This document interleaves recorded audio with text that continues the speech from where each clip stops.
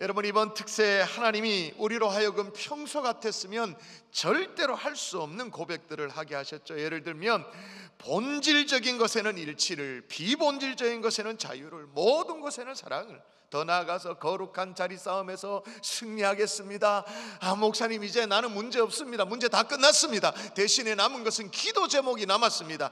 여러분, 이런 고백을 하게 하신 하나님을 찬양합니다. 찬양합니다. 이런 고백을 들으면요, 목사로서 가슴이 얼마나 뜨거워지고 두근거리고 얼마나 감사한지 몰라요. 또 이런 고백을 하게 하셨죠. 생각대로 되지 않는 건 참 멋진 일입니다. 우리가 맨정신에 그런 고백을 할 수 있겠어요? 그죠? 그런데 말입니다, 여러분, 생각해 보실까요? 생각대로 되지 않는 것이 말이에요, 그게 내 욕심, 내 새끼, 내 거, 우리 집, 내 주머니, 그러게 채우기 위한 그런 어떤 생각인데, 그게 생각대로 되지 않는다라면 그건 인간적인 욕심만을 추구하는 것이 생각대로 되지 않았기 때문에 속은 상합니다만은 수긍할 수가 있습니다. 그럼 그렇지, 내 이럴 줄 알았어, 올게 왔구나 라고 생각하면서 수긍합니다. 근데 이거는 누가 봐도 하나님이 기뻐하실 일입니다. 누가 봐도 주님이 기뻐하실, 주님이 원하시는 일입니다. 그리고 기도하면서 그 일을 진행했습니다. 정말 하나님이 인도하셨다는 확신이 있습니다. 그렇기 때문에 많은 사람들이 내 삶을 바라보면 박수치고 잘한다고 그렇게 격려를 해줘야 할 것 같은 그런 일들입니다. 예를 들면 오늘 본문에 나오는 사도 바울과 똑같은 거죠. 1차 선교여행을 마치고 돌아왔습니다. 교회 안에 여러 가지 분란을 다 정리를 했습니다. 그리고 충분히 쉬지도 못하고 몸을 다시 추스리지도 못한 채 또다시 2차 선교여행을 떠납니다. 자, 여러분, 이러면 사도 바울 바라보면서 정말 고마운 일이 아니겠습니까? 그죠? 그거 분명히 하나님의 일이잖아요. 하나님의 일이에요. 실제 결과도 어떻게 일어났는가? 자, 어떻게 일어났냐? 이에 여러 교회가 믿음이 더 굳건해지고 수가 날마다 늘어가니라. 더 굳건해졌다. 이 말은 뭐냐면 1차 세계 선교여행을 마치면서 세웠던 교회들을 쭉 다시 돌아보니까 더 든든히 세워지고 굳건해지고 그렇게 됐다, 그 말입니다. 얼마나 고마운 일이에요. 분명히 하나님의 일이고 하나님이 기뻐하실 일인데, 그런데 생각대로 되지 않는 거예요. 암초를 만나게 되는 거예요. 자, 6절 한번 여러분 읽어볼까요? 여러분 읽어볼까요? 시작. 길이 막혀버린 거예요. 그것도 깨닫고 보니까 성령께서 아시아에서 말씀을 전하지 못하도록 했다라는 게 깨달아졌습니다. 또 7절 또 보도록 하십시다. 제가 읽어볼게요.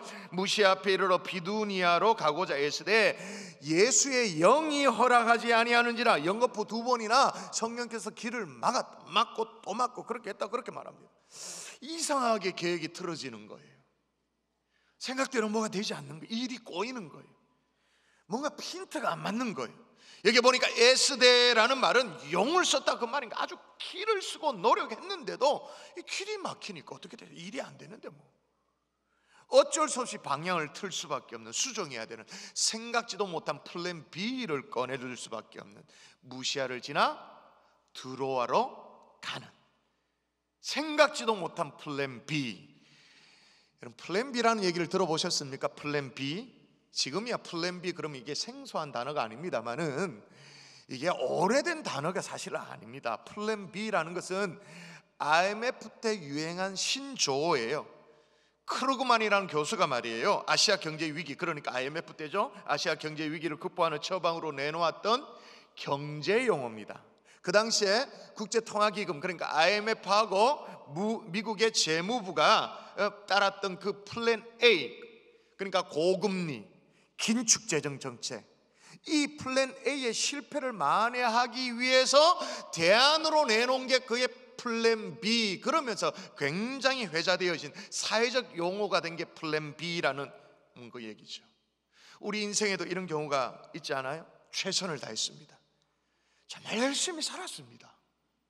누가 뭐래도 내 인생에 대해서 내가 자부심이 있을 만큼 노력도 했고 열심히 살았습니다. 그리고 우리는 예수 믿는 사람이니까 당연히 기도했겠죠. 어떤 문제를 놓고 기도하고 기도한 대로 하나님 인도를 따라서 그렇게 여기까지도 왔습니다. 그런데도 궤도 수정을 하지 않으면 안 되는 일이 벌어지는 거예요. 이상하게 일이 꼬이는 거예요. 그래서 플랜 B를 꺼내 들 수밖에 없는 그런 상황. 그런데 여러분, 플랜 B라는 게 말이에요, 예상치도 못한 일이 벌어졌을 때 꺼내드는 차선책이잖아요. 베스트한 플랜이 원래 아니잖아요. 그냥 대안이지 않습니까? 그런데도 불구하고 원래 계획했던 계획이 플랜 A인데, 근데 이게 하나님 안에서는 이게 바뀌어버리는 거예요. 어떻게 바뀌냐? 하나님 안에서 플랜 B는 어떻게 되냐? 따라 하십시다. 차선이 아니라 최선이다. 차선이 아니라 뭐라고요? 최선이다. 최선. 여러분, 이 세상에서는 플랜 B는 하질입니다. 사실은 차선책입니다. 어쩔 수 없는 궤도 수정이에요. 대안이에요. 그런데 하나님 안에서는 이게 플랜 B가 최선책이 되어지는 거예요. 왜 그런가?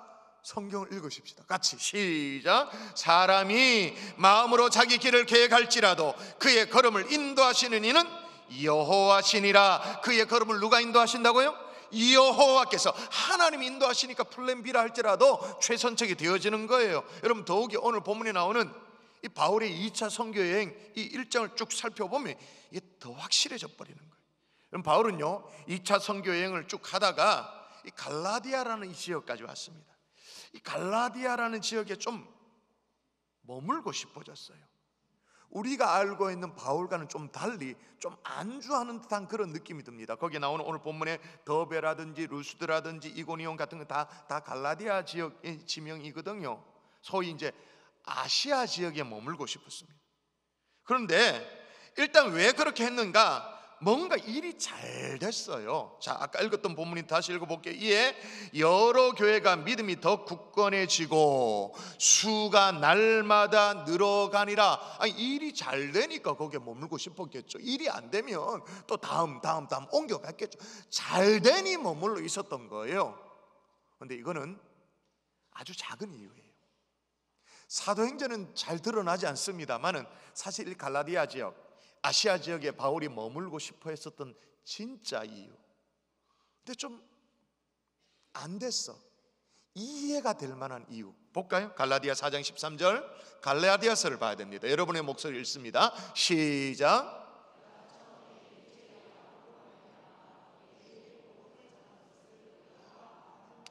육체의 연약함으로 말미암아. 이 갈라디아 지역에서 바울이 건강상의 문제가 있었던 것 같아요.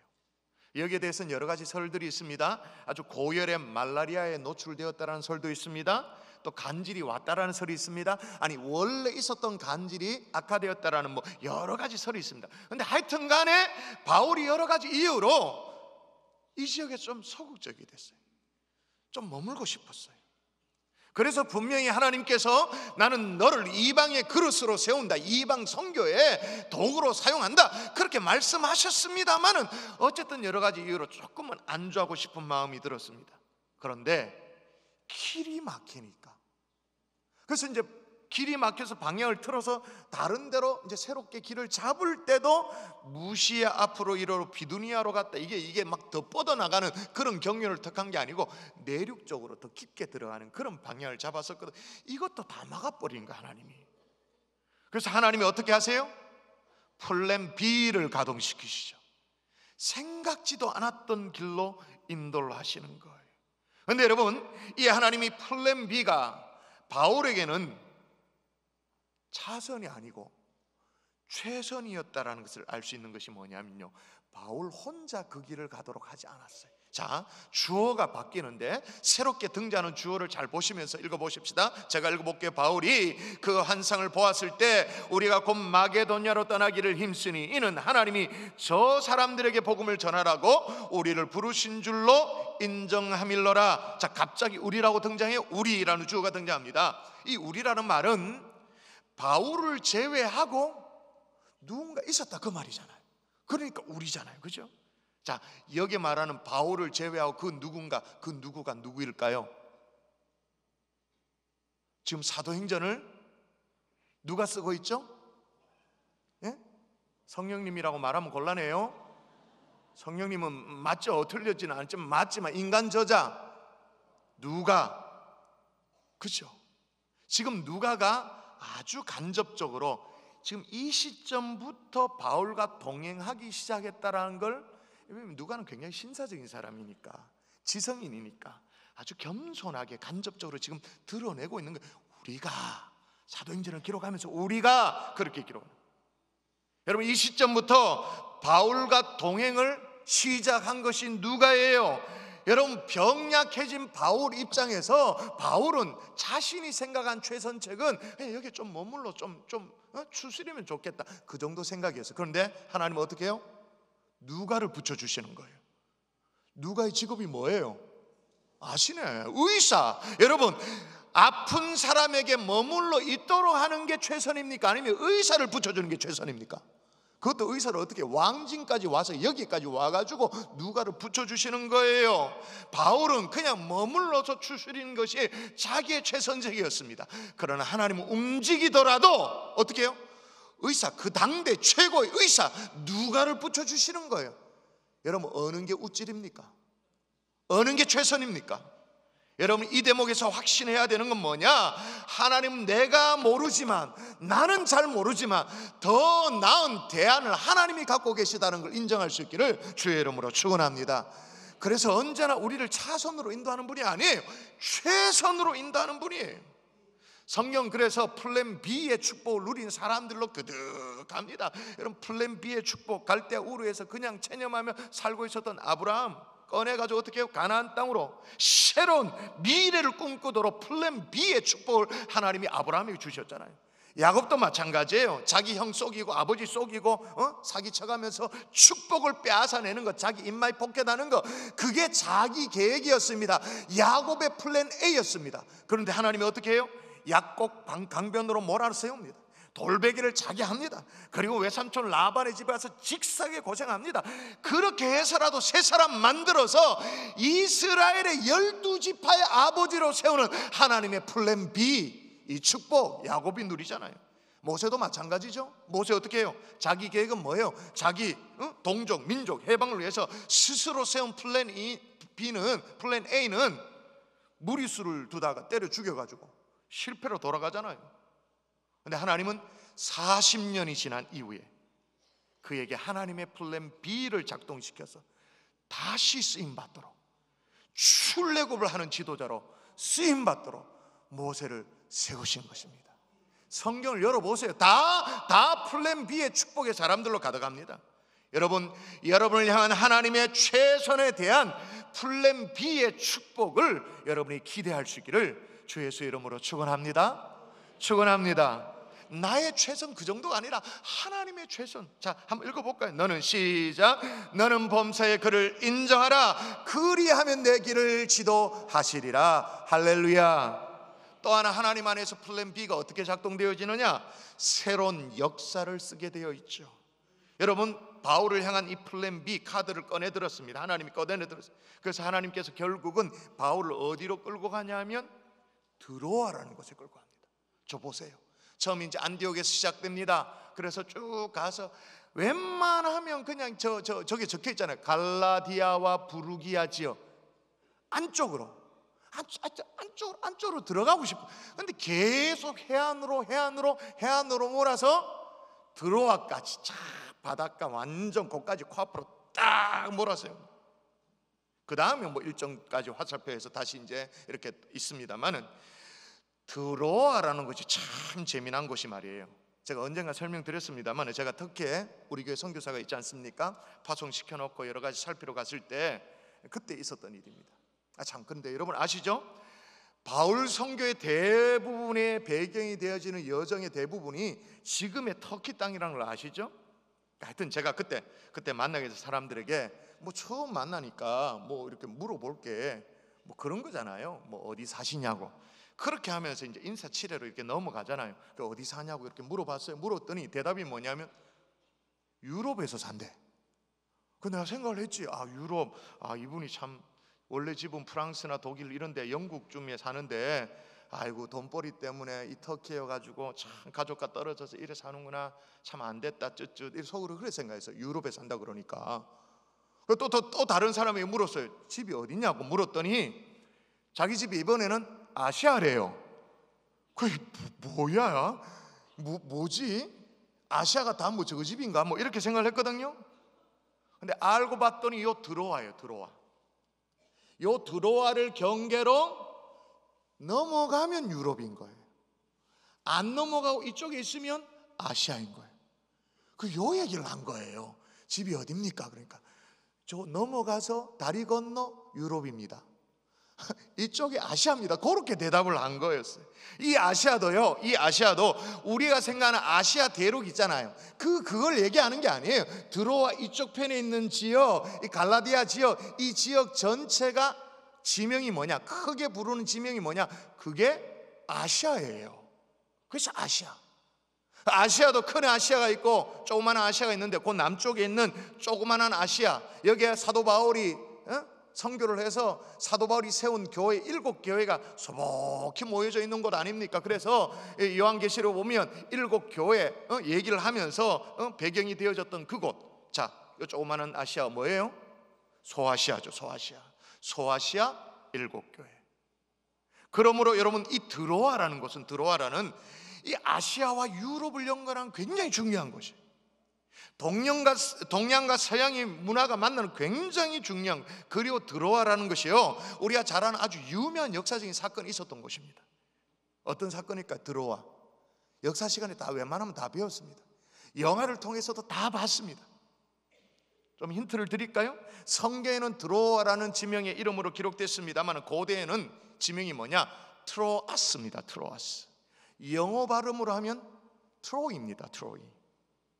기원전 1250년에 있었던 트로이 전쟁, 그리스의 스파르타 그리고 트로이 사이에 있었던 전쟁, 전에 내려오기는 이 트로이의 왕자가 말이에요, 스파르타의 왕비를 유괴해가지고 그래서 일어난 전쟁이라는 썰이 있어요. 근데 이 전쟁의 가장 하이라이트는 뭐냐면 이 스파르타 병사가 만든 거대한 목마가 유명하잖아요. 영화의 한 장면이죠. 저런 목마, 이 어깨 위에 목마 말고 저런 목마, 나무로 만든 말을, 거대한 말을 제작하죠.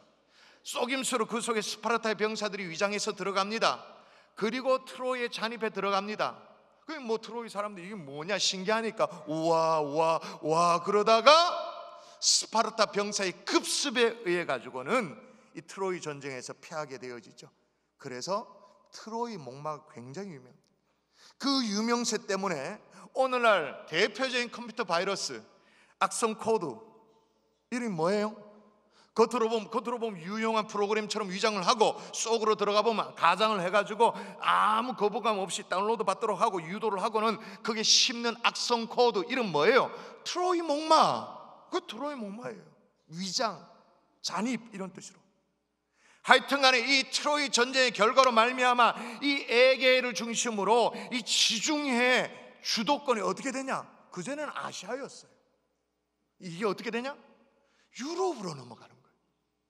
동양이 주도권을, 세계 주도권을 갖고 있었는데 이 세계의 주도권이 서양으로 넘어가는 사건이 트로이 전쟁에서 결과로 일어나게 되어지죠. 그러나 또 하나 인류 역사의 아주 중요한 사건이 이 드로아에서 일어납니다. 트로이 전쟁 이후에 1300년이 지난 주 50년에 드디어 사도 바울이 복음을 들고 이 트로이에서, 아시아에서 유럽으로 처음 넘어가게 되는 거예요.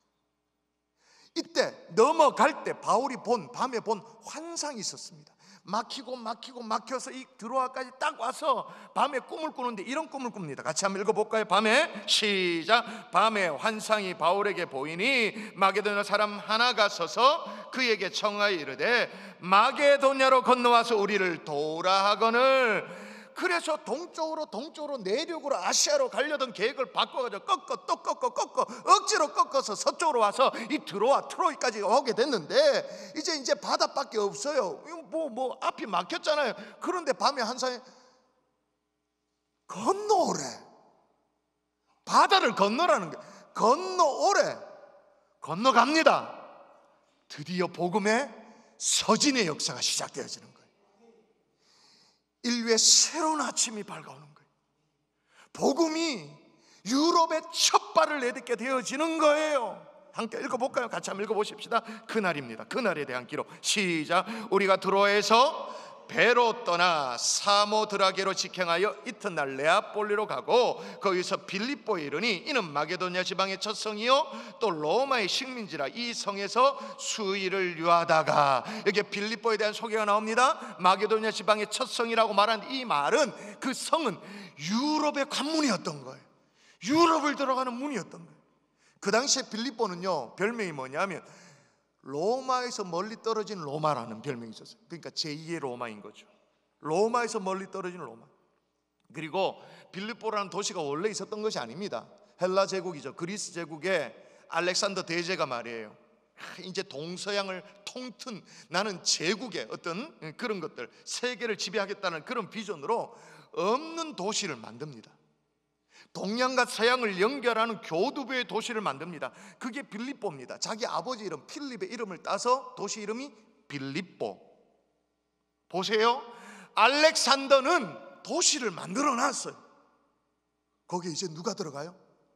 사도 바울이 복음을 들고 아시아를 넘어 유럽으로 첫 발을 내딛게 되어진 거예요. 할렐루야. 들어가기만 했나요? 이렇게 옷감 장사 루디아를 만납니다. 만나서 복음을 당연히 전했더니 마음을 열고 바울의 말을 들어요. 그리고 나서 하는 이 여인의 고백을 한번 보세요. 제가 한번 읽어볼게요. 뭐라고 얘기하냐면, 그와 그 집이 다 세례를 받고 우리에게 청하여 이르되, 자, 하는 얘기입니다. 만일 나를 주 믿는 자로 알거든, 내가 정말로 신실한 믿음의 사람임을 당신이 인정한다면 내 집에 들어와 유하라 하고 강권하여 머물게 하니라. 루디아의 집에 머물렀습니다. 바울이 집에 머물러서 세워진 그 교회, 무슨 교회입니까? 최초의 유럽 교회, 빌립보 교회. 빌립보서의 배경이 되니 빌립보 교회. 할렐루야. 그래서 아놀드 토인비는 그렇게 얘기합니다. 역사학자잖아요. 역사의 연구라는 그의 불후의 명작에 뭐라고 얘기를 하냐면, 바울이 환상을 보고 이제 이 드로아에서 동양에서 서양으로 넘어간 이 발자국, 이 걸음을 뭐라고 해석하냐면, 바울이 동양의 트로이에서 서양의 빌립보로 건너간 것은 유럽과 서구 문명의 변곡점을 이루는 대사건이었다, 그렇게 말. 여러분, 그전에는 유럽은 완전 미개한 나라였잖아요. 뭐 사람들 전쟁하고 빼앗고 약탈하고 바이킹 이런 게 전부였잖아요. 이제 유럽이 개화되는, 유럽이 바뀌는 거예요. 복음이 들어감으로 말미암아 대륙이 새로워지는 거예요. 여러분, 하나님의 플랜 B는 새로운 역사의 지평을 여는 줄 믿습니다. 뉴 히스토리를 쓰도록 만드는 것인 줄 믿습니다. 하나님에게. 근데 원래 바울의 플랜은 뭐였냐? 바울은 그 1차 전도여행 다녀왔던 지역 있잖아요. 그 지역을 다시 돌아보는 게 원래 계획이었어요. 원래 2차 전도여행을 떠날 때 그런 계획을 세웠어요. 한번 보세요. 사도행전에 기록됐으니까 알죠. 주의 말씀을 전한 각 성으로 다시 가서 형제들이 어떠한가 방문. 그래 시작된 게 2차 선교 여행이에요. 바울의 플랜은 그 정도였어요. 그러나 하나님의 플랜 B는 새로운 역사를 쓰는 것인 줄 믿습니다. 할렐루야. 여기까지가 바울 얘기입니다. 자, 바울 얘기는 고마하고 우리 얘기합시다. 이 시대를 살아온 우리. 요즘 여러분의 계획이 잘 안 되세요? 계획했는데, 기도하며 세운 계획인데, 아무리 봐도 이거 참 하나님이 기특하게 여겨줄 만한 참 대견하다 그런 계획인데도 사업이 잘 안 되고 계획이 안 되고 심각한 차질에 부딪힙니까? 성령에 민감할 수 있기를 바랍니다. 하나님의 인도를 받을 수 있기를 주의 이름으로 축원합니다. 여러분의 생각과 여러분의 계획을 뛰어넘는 하나님의 플랜 B가 지금 작동되는 순간일 수도 있는 거예요. 새로운 역사의 지평을, 새로운 삶을 열어가기 위해서 하나님께서 지금 역사하시는 그런 순간일 수도 있다, 그 말인 거예요. 리빙스턴 잘 아시잖아요. 원래 중국 선교를 계획했습니다. 그런데 하나님은 그를 아프리카 선교에 세우는 거예요. 하나님으로부터 위대한 일을 기대하라. 하나님을 위해 위대한 일에 시도하라. 윌리엄 캐리 잘 아시잖아요. 원래 남태평양 선교를 계획했습니다. 그런데 하나님 그냥 인도 선교의 아버지로 꽂으시는 거예요. 세우시는 거예요. 아도니람 저드스라는 사람이 있습니다. 인도에서 선교하려고 사역하려고 계획을 했습니다. 그런데 하나님 그를 미얀마 선교의 거목으로 세우시는 거예요. 이런 분들에게 비길 것은 아닙니다만은요, 저 같은 경우에도 비슷한 경험이 있죠. 2000년 전이 아니죠. 2000년에. 그럼 내가 예수님이 되는 거니까. 2000년에 경산중앙교 분목사로 있다가, 우리 교회 분목사로 있다가 미국 유학을 떠났습니다. 그죠? 그러다가 이제 공부를 하고 이민 목회를 하고 하다가 제가 거의 100% 확신한 게 있었습니다. 하나님이 나를 이민 목회자로 부르시는구나. 나는 이민 목회자다, 그렇게 생각했어요. 왜 그렇게 생각했을까요? 저의 기질을 봐도 좀 그래요. 저는 한국교회와 정서가 사실 잘 안 맞아요. 여러분이 보기에 이렇게 강대상에서 만나는 저는 저의 모습이 사실 아닙니다. 여러분이 상상한 모습이지. 가까이에서 만나면 굉장히 자유로운 사람입니다. 그러니까 이민 목회가 훨씬 맞아요. 그리고 세웠던 목회 계획도 다 어떤 이민교회 가족 수련을 어떻게 하면 좋겠다, 선교도 멕시코 선교, 캐나다 선교, 페루 선교 그런 걸 계획했었지. 저의 기질을 봐서도 그렇고요. 또 저 하나, 또 여러분 보시기에 저도 약간은 미국 사람 같잖아요, 그죠? 얼굴에 바닥기가 흐르잖아. 바닥기가 좀 니글니글하게 생겨가지고는 그렇잖아요. 그래서 미국에 있으면서 진짜 있는 형편 없는 형편 다 긁어 모아가지고 돈을 모아가지고 제가 집을 샀다고 제가 얘기했잖아요. 왜 집을 샀느냐? 딴 마음 안 품으려고. 그 은행의 대출, 그 어렵다는 미국 은행의 대출까지 받아가지고 캘리포니아 LA 카운티의 하시엔다에 집을 샀어요. 딴 생각 안 하고, 군기 들썩거리지 않으려고, 마음을 굳게 잡으려고 그래 딱 했어요. 그 당시에, 지금도 기억나요. 그 당시에 한 번도 한국에 나올 형편도 안 되고, 돈도 없고 비행기값도 없고 시간도 안 되어서 한 번도 못 나오면서 조국 교회를 생각하면, 제가 유학 가기 바로 직전에 교회가 우리 경산중앙교회니까 뭐 생각했겠어요? 우리 교회 금요 성립회 생각하면 막 마음이 아릿한 거예요. 제가 섬겼던 갈릴리 청년들 생각나면, 그때 아이들 생각나면 막 마음이 뭉클하고 눈물도 나고 그립기도 하고 막 그랬어요. 그랬지만 나의 정체성은, 나는 하나님이 이민 목회자로 세웠다, 나는 이민 목회자로 부름받은 목회자다라는 정체성을 분명히 하고 있었어요. 또 하나 중요한 이유가 있죠. 한국에서는 제가 결혼을 했는데도 저희 가정이 불임이었잖아요. 6년 동안 애가 없었잖아요. 근데 미국에서 하나님이 애를 주신 거예요. 태어나게 되었죠. 그 두 자녀를 키우면서 이민 목회에 대한 소망을 이렇게 계속 키워갈 때였어요. 그런데 생각지도 않게 이민 목회의 길이 톡톡 막히는 거예요. 정말로 생각지도 못하게. 이건 오늘 대예배 시간에 다 얘기 못하고 좀 이따 오후에 목자반 때는 제가 다 얘기할 텐데, 하여튼 막히게 된 거예요. 그래서 2006년에 다시 한국으로 돌아왔죠. 서울에 이제 교회를 섬겼습니다. 분목사로 섬겼습니다. 그럼 몇 년이 지났습니다. 2009년에 원래 있던 자리로, 경산중앙교회로 돌아오게 되어졌죠. 저희 집의 애들 같은 경우에는 미국에서 태어났으니까 미국 시민권자잖아요. 그래서 이제 다시 한국으로 돌아왔어요. 서울에 들어왔습니다. 서울 특별 시민이 됐습니다. 그리고 이제 경산으로 내려왔습니다. 경상북도 도민이 되었습니다. 시민권자에서 특별 시민에서 경상북도 도민 이렇게. 여러분, 결국에 그렇게 방향이 틀어졌어요. 방향이 틀어져서 어떻게 됐나요? 이 시대에 하나님이 가장 기뻐하시는 교회, 우리 경산중앙교회. 별로 동의를 안 하신다. 여러분은 안 믿어도 나는 그래 믿습니다. 이 시대에 하나님이 가장 아름답게 쓰시는 우리 경산중앙교회. 여러분, 다른 교회 안 가봐서 모릅니다만 다른 교회 한 달 예배를 드려보세요. 숨 막혀 죽습니다. 그냥 정말 하나님이 뭔가 일을 맡겨, 사역을 막 굵직한 걸 맡겨야 되는데 이거 어디 맡기고 이래 둘러보다가 경산중앙교회 준비됐네. 그렇게 무슨 사역이든 턱 맡길 수 있는 교회, 하나님이 아름답게 쓰는 그런 경산중앙교회를 목양지로 허락하신 줄 믿습니다. 저의 플랜 A는 뭐였다고요?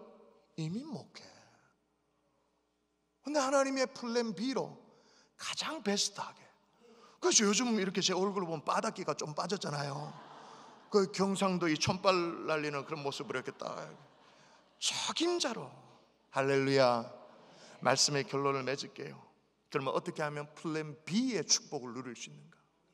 어떻게 하면 플랜 B의 축복이 있는데 이걸 어떻게 누릴 수 있는가? 이건 제가 굳이 설명하지 않아도 됩니다. 여러분이 성경을 단디 읽기만 해도 압니다. 자, 읽어보십시다. 여러분이 눈 크게 뜨고 읽으십시오.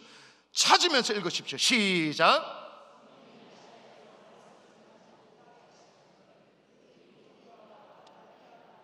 자, 여기 보니까 일단 방향을 트시는 분이 누구예요? 성령님. 따라하십시다. 성령의 인도를 받아야 한다. 근데 더 중요한 건 뭐냐? 바울이 성령의 인도라는 걸 안 거예요. 가려고 했는데 꺾였어요. 이게 성령님이 막으신다는 걸 안 거예요. 이게 중요한 거예요. 자, 이제 막 드로아의 트로이 거기에 딱 몰렸습니다. 앞에는 바다밖에 없습니다. 근데 밤에 잠을 자는데 환상 가운데 건너와서 우리를 도우라고 말합니다. 그때 바울이 이걸 뭐로 인식했느냐가 중요합니다. 자, 읽어볼게요. 바울이 그 환상을 보았을 때 우리가 곧 마게도냐로 떠나기를 힘쓰니 이는 하나님이 저 사람들에게 복음을 전하라고 우리를 부르신 줄로 인정함일러라. 성령이 감동을 주셔도 성령의 감동을 깨달아야 될 거 아니에요. 성령께서 손짓해도 그게 하나님이 부르신 걸 깨달아 알아야 될 거 아니에요. 성령의 인도를 받아야 하나님의 플랜 B의 축복을 받을 수 있는 줄 믿습니다. 성령의 인도 어떻게 받을 수 있을까요? 주일 3부 예배 드리면 성령의 인도 받는다고 제가 말할 수 있으면 참 좋겠어요. 그럼 목회 억수로 편하지. 주일 예배만 따박따박 드리면 되니까. 근데 사실은 좀 어렵습니다. 이 자리에 이렇게 모여 앉았다고 성령의 인도를 받는다, 사실 거의 불가능합니다. 성령의 인도는 어떤 겁니까? 나 한 사람이 정말로 고독하지만 홀로 하나님 앞에 딱 서서 내 인생에 대한 고민을 가지고 하나님 앞에 물어볼 때, 그때 성령의 음성이 들려주는 줄 믿습니다. 그 자리가 어딥니까? 기도실에서. 모여서 예배드리는 예배 장소가 아니라 기도실에서. 그렇게 시작된 하나님의 플랜 B는 우리가 생각하는 차선 대안 정도가 아니라 최선의 플랜 B의 역사가 이루어지게 되는 줄 믿습니다. 그리고 그렇게 시작된 하나님의 플랜 B는 내 인생, 우리 가정, 더 나아가서 우리 교회 새로운 역사를 써 내려가는 하나님의 축복이 임하게 되는 줄 믿습니다. 그런 하나님의 사람, 성령의 인도에 민감한 하나님의 종들 될 수 있기를 주의 이름으로 축원합니다.